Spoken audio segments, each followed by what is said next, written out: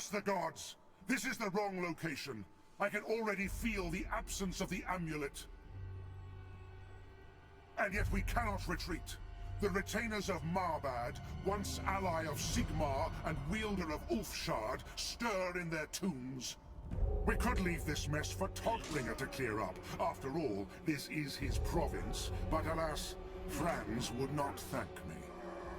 Ready your weapons, followers. We need to put down these unliving servants of Marbad once and for all. Alright, YouTube, what the crap's going on? HeirofCarthage here. So, this is actually Lionheart's video that you're watching, and I'm not trying to steal from Lionheart, but he got to capture this while he was at the Creative Assembly studio. I actually got to play this battle when I was in San Francisco. However, while I was there, I did not get a chance to capture this because Angry Joe was using the computer that had the capture on it, and obviously he rates a little bit higher than me in terms of probably who they want to take some captured footage. So yes, that's why I didn't get to bring you home any footage of this battle. I mean, the Creative Assembly was certainly kind enough to offer it to it, just the timing didn't work out when I was there. Now, so I am obviously going to have a link because this is Lionheart's video. Please go watch his video if you have not. Now, he has like 200,000 views on it, so I doubt there's many of you who have not seen it, and that's good. I can understand why it got a lot of views. I actually really liked this battle, and it seems like Lionheart had a lot of fun with it too. I doubt that he'd be upset at me just kind of talking through this real quick, especially since I'm muting it out and telling you to go watch his. Once again, stating that you should go watch his video. No, this battle was very interesting. I got to use a whole bunch of troops from the Empire, and this is not me playing. Again, this is Lionheart. When I played this, what I did, though, basically was just put some cheap spear units up front, and I withheld some swordsmen, and then like they had like some handgunners, and then they had one unit of this unit right here that I'm trying to point my cursor at. It was like some guys with some great weapons, and I knew that would be good against any kind of monsters or like hero units or stuff like that. Then you had these two units of pistoliers. You can see mine's the little white cursor. These pistoliers were awesome. They kind of remind me of riders in Medieval 2, except better. And then you had this like this horse archer type unit as well. The rockets, howitzer, and the cannons and stuff were also awesome, very useful in this battle. And then the handgunners, I believe these guys were handgunners that you get to bring with you too. Yeah, there's some over here on the left. These were just the swordsmen, I think, that come with the Empire. So as the Empire, when you're playing against someone like the Vampire Counts, like numbers will be more for the Vampire Counts like it is kind of in this battle, but just when it comes to pound for pound quality, zombies and skeletons are not really all that good. They're just trying to overwhelm you with numbers, and it looks like Lionheart does something similar to me here. He's got his spears up front and some skirmishers. I kind of put a lot of my my handgunners to the flanks, and again just tried to absorb the enemy in the center, and I immediately sent my pistoliers out, and the Vampire Counts do not have anything that can catch your pistoliers. And my pistoliers in this battle got some unworldly amount of kills. It was absolutely awesome. I thoroughly enjoyed using the pistoliers in this battle. Probably my favorite unit in the game so far. But then also the Demigryph Knights were pretty sweet. They landed some pretty cool charges, and you can't argue with these rockets too. I mean, they get results here. You can see Lionheart actually firing them out of the first person. He always remembers to do this kind of stuff. Like, he just blew up his own men. Patchy salutes you, Lionheart. Patchy salutes you. That's definitely something that I would have done. But anyway, yeah, apparently you got to get the trajectory right on these rockets. But anyway, it looks like fun. And this is something that was added since, Shogun 2, of course. Now, I'm not the biggest fan of the missile trails in this game. They're a little bit overdone. You can see them kind of flying around up front. I may turn those off when I'm actually playing the game. It does make it easier for you to actually see. But that's just the way it is, yeah. So just a couple of thoughts on this battle as I played it. It was a lot of fun. The Vampire Counts just like kind of came at you in waves. And like I said, I would just use my pistoliers to get several units of their skeletons like just distracted. You know how the AI is. They'll just kind of like lock onto something. And of course, I kept some reserves to try and keep my artillery alive. And my artillery fired pretty much the whole time. Did some great damage. Anyway, but these... When you get those pistoliers out to the flank, they start ripping stuff up, and I just kind of swept the Demigryph Knights around once the enemy had fully committed. and then ran some rear charges, and you can bust up the zombies and skeletons pretty quick with the rear charge from the Demigryph Knights.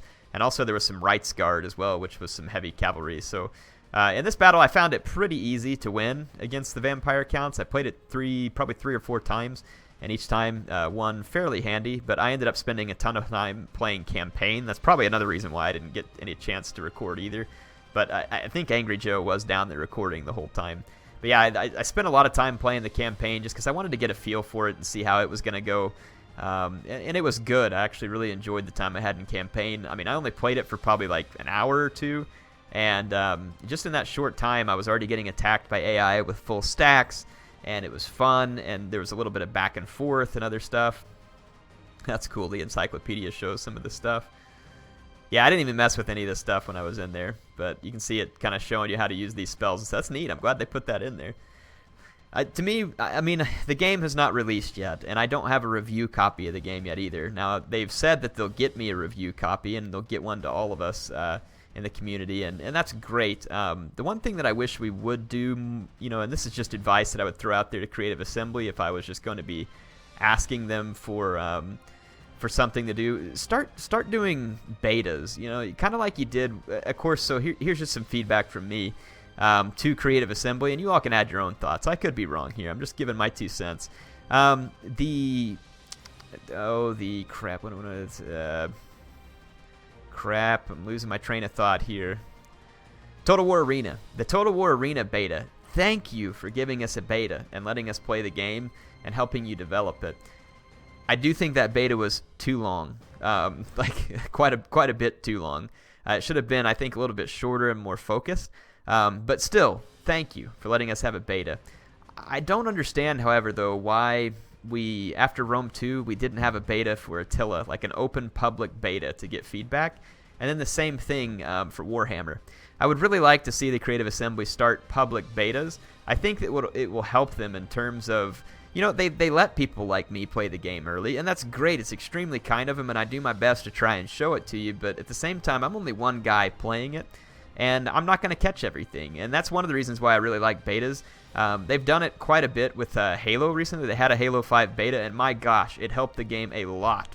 And then they did like a Warzone Firefight beta not too long ago, and they've done other tests like that with Halo 5. And it was very good because you get to get a feel for it, and it gives you a chance to give the game feedback while there's still time to change it.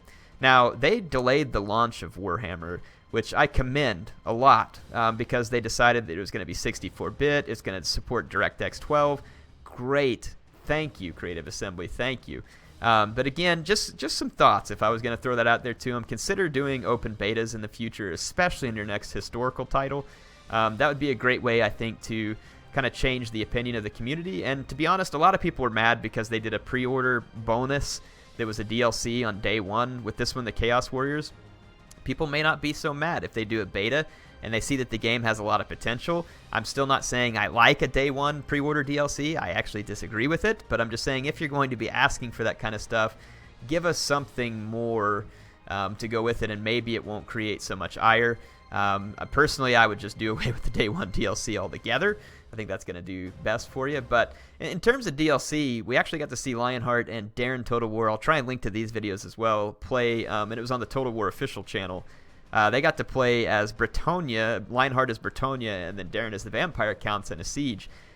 Really cool to see Bretonnia in the game. They had a lot of neat units. I don't know anything about them from a lore standpoint. I just thought it was neat to see them, and really enjoyed seeing their units. And it felt like they had a somewhat Empire-esque type feel, but a little bit different.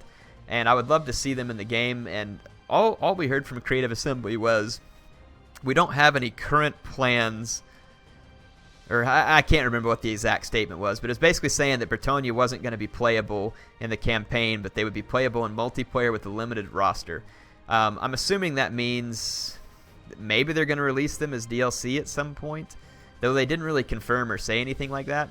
Now, here's the thing. There's a bunch of different races in Warhammer, and here's what I would be fine with personally. If Creative Assembly releases the base game and releases it very solid and then turns around and patches up, maybe little things that need patching, and they do so quickly and with very focused on the feedback from the community, And then I would actually, at that point, if a company has released a solid game and they've supported it very quickly early on, and done anything else that may need to be done, because of course you didn't do an open beta, so at this point I kind of assume you're probably going to have to tweak a few things when the game launches. It's another reason why I would suggest the open beta. It kind of helps avoid that. But in any case, if they do that, a lot of people get worried because there's obviously going to be quite a bit of DLC with Total War Warhammer, and to be honest, I can understand why some people don't like DLC, but in general, again, I don't like day one DLC or pre-order bonus DLC or any of that kind of stuff.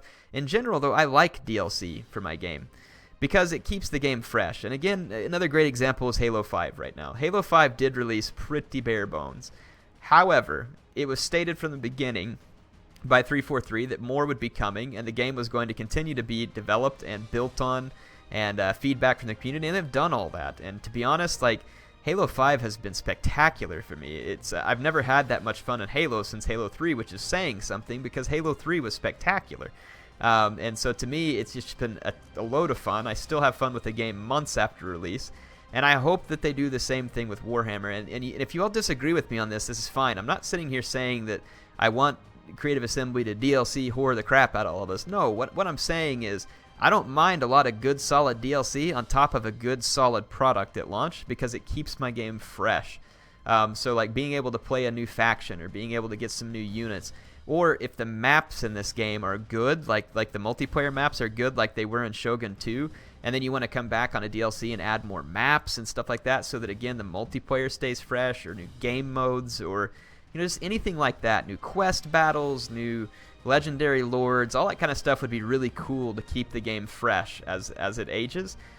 So again, I'm fine with that, and I would actually like to see it, but of course I really want to emphasize that I want their focus to be on releasing this well, and right now I'm getting good inclinations because they delayed the game.